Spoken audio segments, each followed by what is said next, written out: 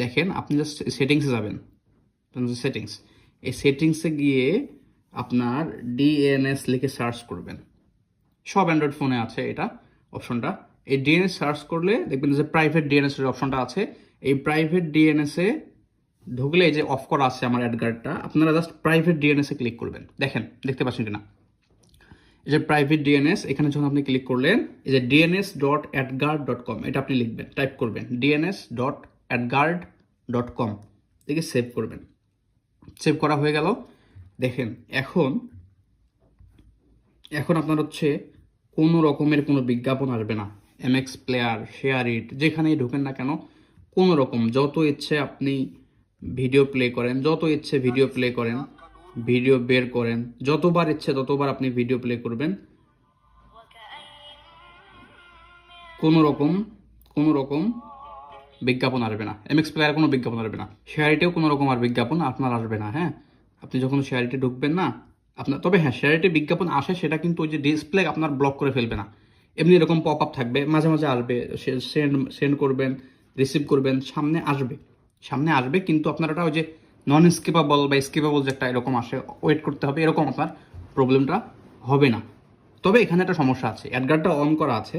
এখন যদি কিছু সাইট আছে যে সাইটগুলোতে আপনি করেন, আপনার ওই যে আপনার হচ্ছে কি বলে কাজ করেন, মুভি ডাউনলোড করবেন, ওয়াইটিএস টিভি ডট, এই যে মুভি ডাউনলোড করবেন না, যে মুভি ডাউনলোড করতে যাব, এই মুভি এখান থেকে আসবে না, যে ব্লক ডিটেক্টেড, অ্যাড ব্লক দেওয়া আছে, যে অ্যাড ব্লক ডিটেক্টেড।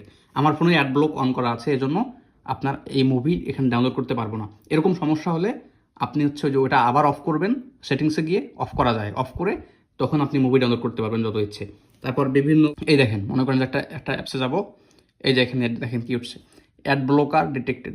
আমরা শনাক্ত করেছি যে আপনি বিজ্ঞাপন ব্লক করতে এক্সটেনশন ব্যবহার করছেন, এই বিজ্ঞাপন ব্লকার নিষ্ক্রিয় করে আমাদের সমর্থন করুন।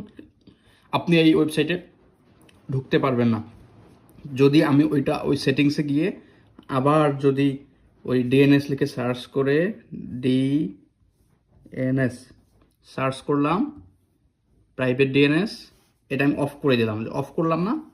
এখন দেখেন, এখন এই যে এটা না, এটা রিফ্রেশ করলাম, এখন দেখবেন ঢুকে যাবে। রিফ্রেশ করলে রিফ্রেশ নিচ্ছে না, এই যে এখন দেখেন কোনো সমস্যা নেই। এখন আপনি ওই যে ওয়াইটিএস মুভিতেও গিয়ে মুভি ডাউনলোড করতে পারবেন।